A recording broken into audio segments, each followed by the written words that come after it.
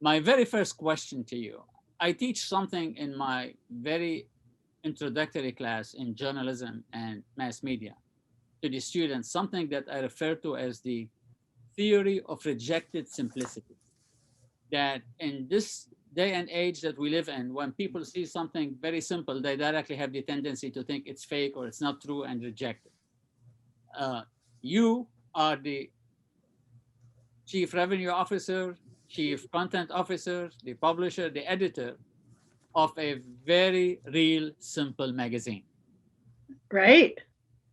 Do you think that theory of rejected simplicity apply to the magazine, or you think it's just like another one of those fake news?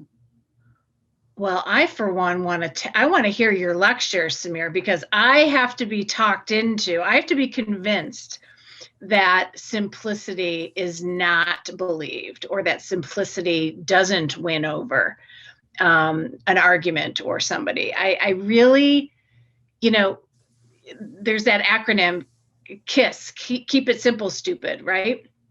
Um, I think simplicity, when you're talking about a facile idea, I see what you mean there. But everybody wants to and needs to simplify their lives. They want to simplify ideas. I mean, I think that's really the outcome of this internet age is that every consumer, every reader of all ages is now overwhelmed by content, by ideas, by points of view and opinions. And I firmly believe that that's why magazine media has never been healthier because of everyone's needs for curation and their trust of a brand to tell them what to trust, what to buy, what's real. We will do the work for you. And a magazine brand is trusted to do the work for you and tell you the bottom line. So simplicity has never been more relevant or useful. And and I mean, I agree with you 100%. That's what I was telling the student, that theory is 100% wrong. That but Oh, because we live in this very uh, bombardment of information, bombardment of like cable television, satellite, streaming, internet, websites. People think if it's simple, then it must not be true. And in fact, I'm pushing them in the other direction, that we need to go back to that simplicity. But like Darren, how do you sell that simplicity to Yeah, all these sophisticated advertising folks and media folks? sure, sure. I really believe simplicity saves us time, right? When you're organized and you have things where you know where they are and you don't have excess of things, it saves time. And that allows the consumer, us, the bandwidth to do the things we want to do, spend time with family, maybe, take on some sports or take on a class. So, simplicity really lends to creating more valuable time to do the things we want to enjoy. And And that's how we sell it to advertisers, right? That presents a beautiful environment for the advertiser to, deliver their message to the consumer, whether you're selling Eggland's Best Eggs or, California Closets, organization systems. We set that environment up so the consumer is receptive to the ads. when the first issue of Real Simple came out in April 2000, almost all the media critics said this will never work. A women's magazine with no celebrities, no sex, no chocolate on the cover. This will never work. I mean, it does not have the criteria of what experts believe is the success criteria for a women's magazine. Yet, 20 plus years later, the magazine is still going strong. And Liz, as you mentioned earlier, this is your first magazine you are editing, which is not considered a legacy brand. It does not have like 100 years under its belt. But as you work in a magazine like Real Simple, as you edit such a magazine, how is it different than its competitive set that's out there? Or is there a competition for the magazine? When you sit down to edit, say like, I need to do a better job than XYZ? It's a great question. I think when Real Simple was launched and what this brand stands for, cuts to the chase of what women need in their lives. And it's that word simplicity. It's that word simple. All women's magazines have tried to make life easier for women, whether it's, giving them a recipe or helping them clean the house.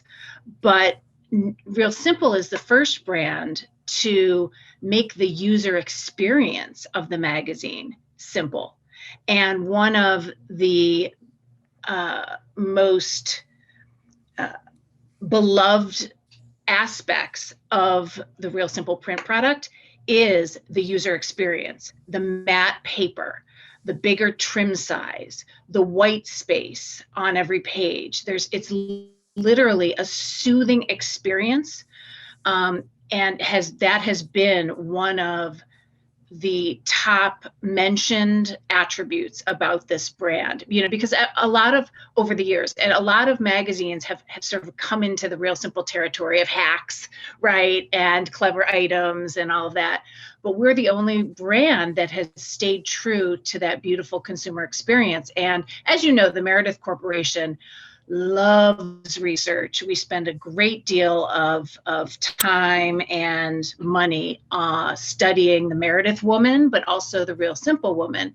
And I just saw a report about the September issue of Real Simple, and I, as an editor, I'm a word person, so I go right to the verbatims, right? So at the end, and there's a quote from a buyer, a newsstand buyer of this magazine. Why did she buy it? And she said, I desperately wanted something to read that wasn't on my computer.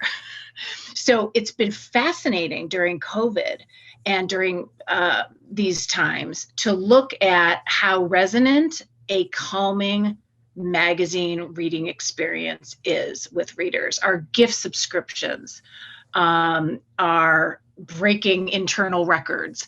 We had a direct mail piece that went out, I believe, in March or April, and the numbers are, far off the for Real Simple and other brands at Meredith. So, I think I'm so humbled by the fact that even in these times, and this is the power of magazine media, that a print product is welcomed into someone's home, right? This is our oasis. This is the space that is safe from all of it, the negativity, the germs, all of it, right? And the fact that millions of people still want a Real Simple magazine to be part of that, their surroundings, I take that very seriously, and I'm very humbled by it. And Daren, as the Chief Revenue Officer, and where most of your business is based on relationships and on face-to-face meetings and visits, and how did you operate during this pandemic? Oh, during the pandemic, truthfully, Samir, we adjusted very quickly. We immediately, I told everyone initially, pack like we're going to be going to a snowstorm for a week or two, bring home your materials. Little did we know would be home for 8 months. But, most people brought their initial, packets as if they were going on a trip for a week or two. And, I think this was very important for Meredith, but we also did at the brand level. We had regular check-ins with our team, daily or every other day, with everyone to make sure we were healthy, our employees, making sure they were safe and put aside any concerns so they could stay focused. And truthfully, we did a lot of phone calls before we all started adopting very rapidly into Zoom and WebEx, right? I think initially, everyone on my team said, when we go back to our offices, if and when, can we continue doing WebEx calls? We love seeing each other on the screen, the outer offices. So I would say, fast forward to now, Liz and I and others on our sales team, we've been doing WebEx calls with our clients, sharing insights of our audience and what we're finding in the market, and then how the brand fits with those insights. So we've been accelerating and doing a lot of calls together, and it's been a lot of fun. We miss the personal interaction, but this is the best way, and our business is doing great. And Liz, I mean, I hear from some editors that where it was great having all these Zoom meetings and this, but it's starting to get a little bit old. That they really, it's hurting the creativity. What's your experience? I mean, are you longing to go back to the office and meeting with your team and just like sitting around the table, or so far so good? That's extremely well said, Samir. That's precisely what I miss. I miss standing around the art table, and I can look at a layout on a screen and send a note to Emily, Kay, about what I think about it. But that huddling over it, the moving it around, the looking at the wall and moving the pages around, I miss that. And then also the editorial process, the creative process, particularly when you talk about magazine making and all the areas that a brand like Real Simple covers, from food to home to beauty to fashion, the walking around, the talking with each other, the standing over the coffee machine and complaining about my shoes aren't comfortable enough. Like, those are story ideas for us, right? And it's very, very much part of the creative process. So it's been, in some ways, it's been illuminating, because you don't need to send 9 people to a photo shoot, right? It almost works fine if you send no one to the photo shoot, right? Sometimes you need to send, but don't tell Doug Olson or Tom Hardy I said that. Sometimes you need to send 2 or 3 people, and it's to sort of get to work in this new way virtually with our photographers, with our set builders, with our recipe developers, and to be able to develop a language to guide the creative people audibly, right? Instead of moving things around, has been a growing experience for everybody. And where the creative, I mean, miss that personal interaction, what about the advertising marketing side? Yeah, for sure. We do. We miss that, just spontaneously walking, 10 feet away to ask a question or just give some thought. It's versus, text someone on their phone. But I would say we made adjustments, and we certainly miss the old way, but I'm not so sure we'll go back to the old way. I think some of us are trying to figure out, and we talk a lot about this. You mentioned Zoom fatigue, but even like, what are the boundaries of our workplace, right? And how long do we work? I mean, I've been on the phone with our corporate people at 9, 10 o'clock at night, whereas normally I would have, returned home from the commute and stopped. So I think we're trying to all work this work-life balance now. And because we're not able to just, huddle around a conference room, I think our day has been extended a little longer as a way to keep the flow going. And Liz, imagine yourself, you are a doctor and you are writing a prescription for your audience that this is what you need to de-stress. This is what you need. I mean, the holidays are coming. Everybody is like so stressed. Mental health is so on. What's your prescription? What are you? I mean, do you use the magazine as a prescription, as a medicine, is it Prozac for the audience, or is it like more of a vitamin C and a combination of a multivitamin? A lot of people say, that the magazine is their me time. They put down the phone, they put down the computer. That's why I think our time spent is like 90 minutes with the magazine. They love to go through it. That is, it's a soothing experience. It's the prescription of getting a subscription to Real Simple. But, what we stand for and what we try to deliver to our readers, we have a sales executive named Mindy Provenzano who says it so well. She says, you can sum up Real Simple in one word. And then she goes like this. She goes, like, breathe, right? And if that is not the metaphor, if that's not the RX, then I don't know what is.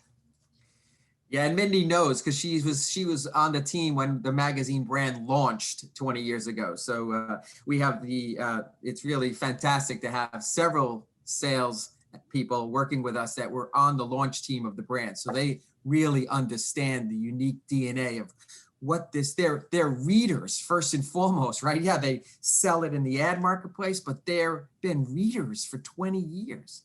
And just to your point earlier, Samir, I think, you asked Liz about, how she contents, as a competitor, when I was a competitor when Real Simple launched, what we do is we strip the magazine apart, right?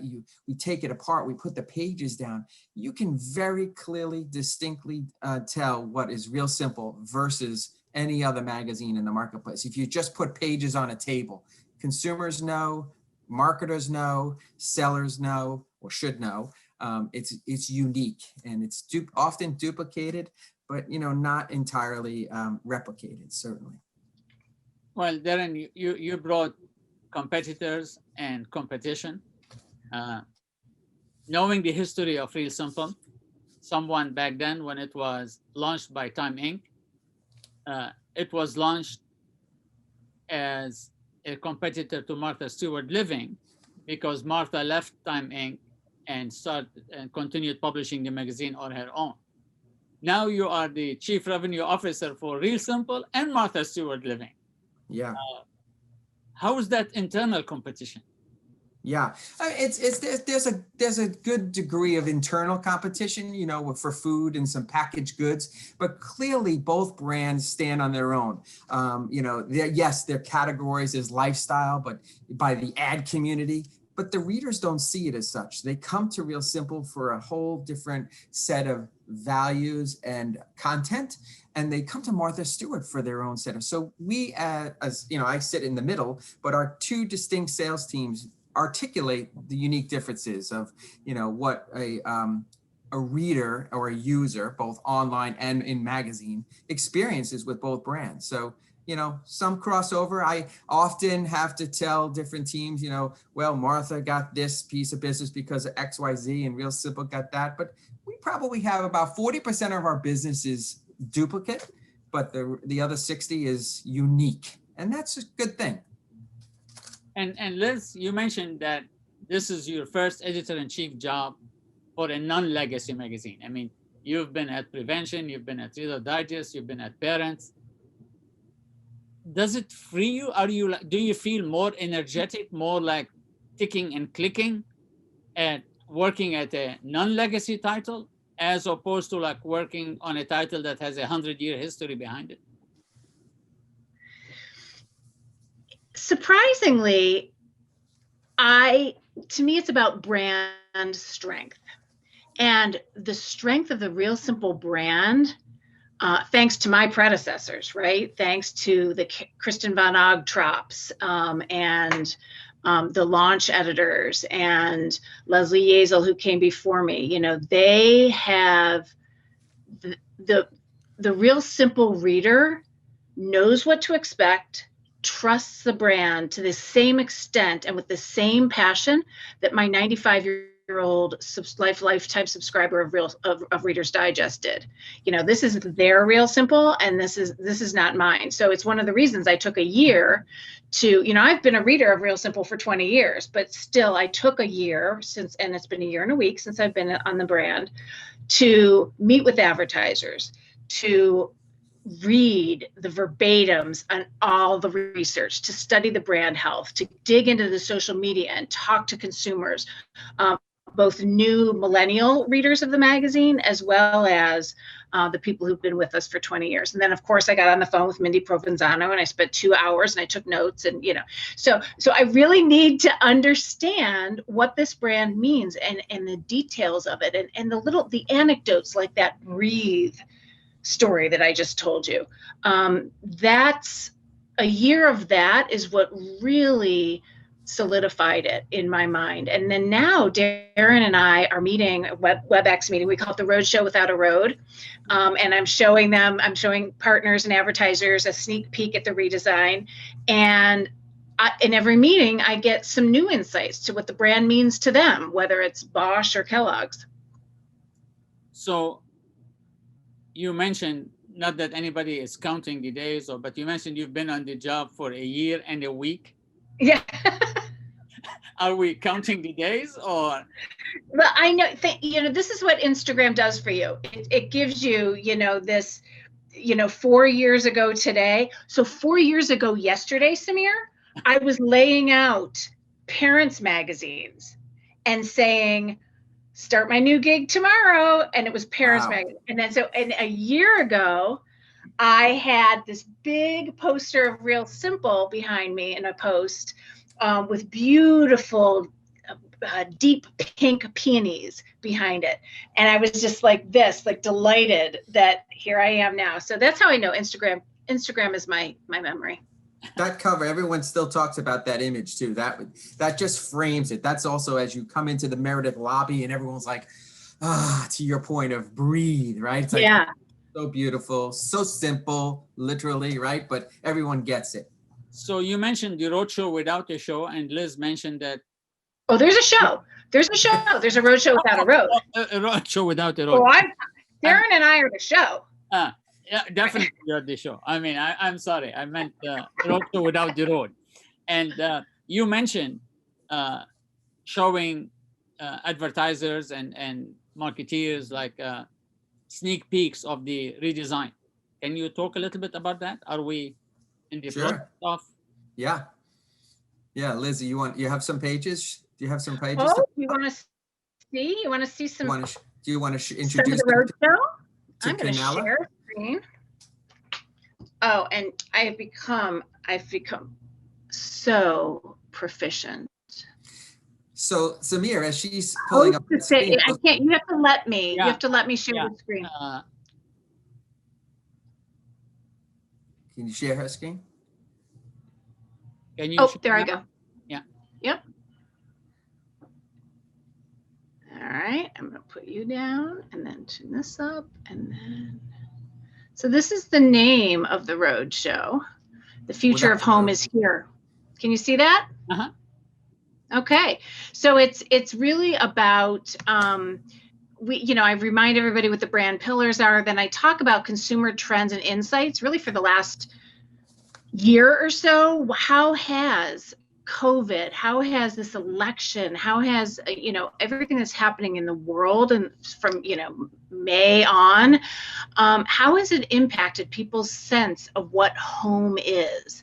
And then a sneak peek of the redesign. So, here I show the covers of the magazine to really underline our brand pillars. We're a practical magazine. We're a beauty magazine. We motivate people to get it done. Here's that moment of like relaxing, finding time for you. And then of course, organizing, which has always been our North Star. But this phrase here, if I could in one phrase talk about why Real Simple is resonating now, it's because we are about controlling the controllable. No matter what's happening outside, no matter the anger, the issues, the germs, in my home, I can control my surroundings. I can control my mindset. I can control the healthy food I put on my table. So that's it in a nutshell. And then I have lots and lots of research, which I will not spend time on with you, from finance to beauty to pets, right? And then I show the sneak peek, but first saying to them that, we are not changing that print, that very important and very coveted print experience of paper, white space, trim size. The layouts will still feel airy. But what we are doing is introducing a new typeface, and you will appreciate, I hope, Samir, you're a font enthusiast like I am. This is Canella in the word October. We didn't have a serif typeface before, and I love a sans serif for Real Simple. It's has energy. It's simple, right?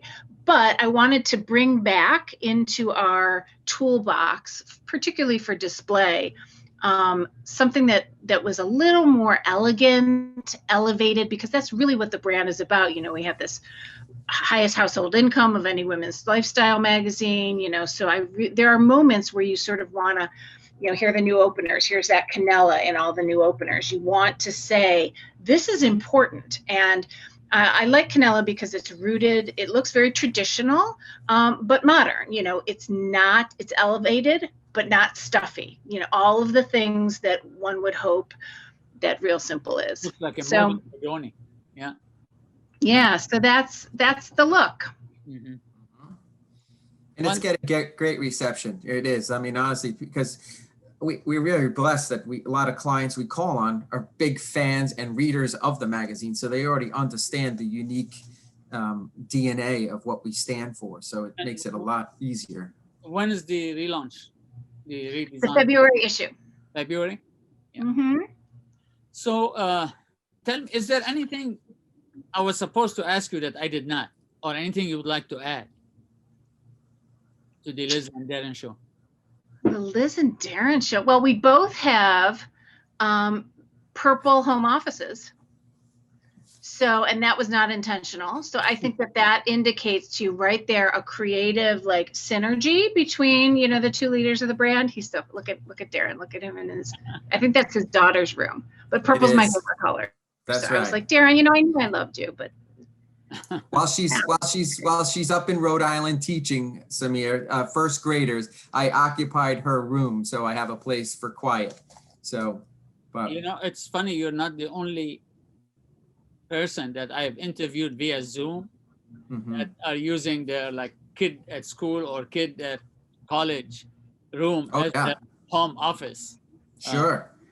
And I have 5 children, so when they were home in the spring, we had a big, data usage curve. We had to find our private spots. I think I was relegated to the garage at that time. So you mentioned earlier, I was in the garage as my 3 other children were taking classes online. So no, Liz and I were saying, we really look forward to, being back with you at your ACT, I guess 9 or 10, whichever number we're at. I'm not sure. I think we are holding steady at 10 in the spring of 20 for sure. But we really had a great experience to date, and really this brand has a lot of expectations.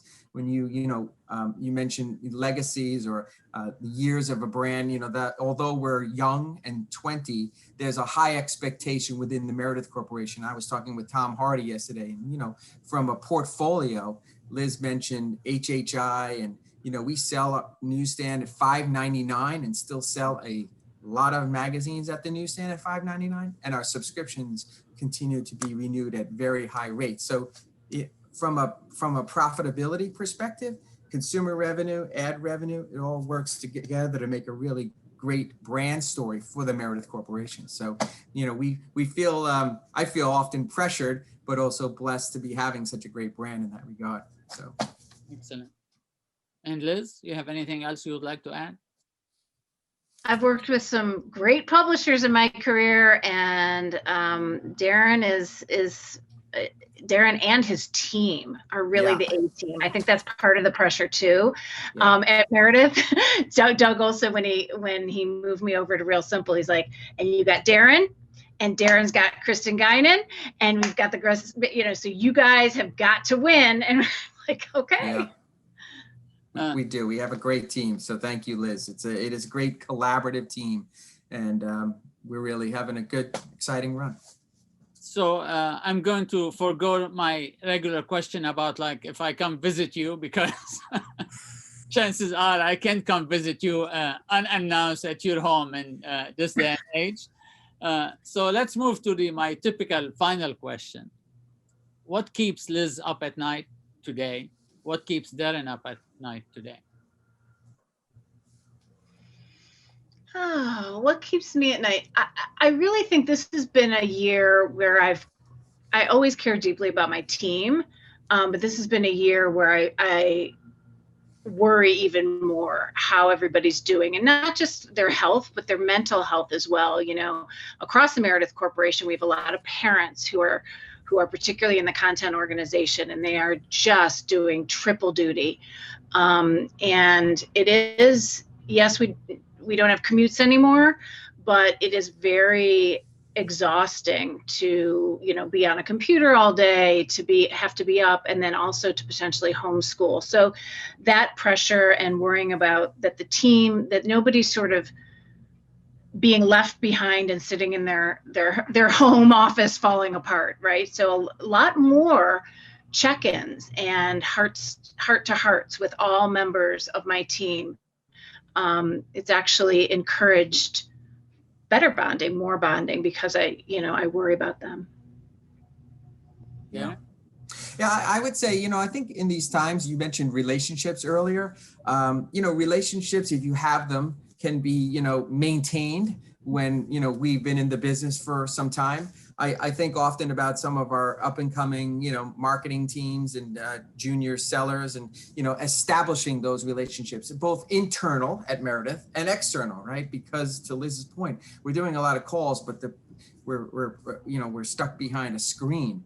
And it's, I often see that secret sauce we have and had at Meredith, where people were congregating in, the open space areas, as you recall from our offices. And, that's really good, especially when you're 26 or 27 and, looking to make the next pivot move. And as you continue to, nurture and teach young kids, young adults, about the future of journalism in our industry, I think we're longing for that for sure. So that keeps that as a leader, as a publisher, as a mentor, I really think it's important that we pay it forward to those that helped us when we started in our business. And we need to get back together to get that piece of our relationship building going. Well, I really appreciate you taking the time, both of you, Liz, Daren, and thank you for making life a little bit easier.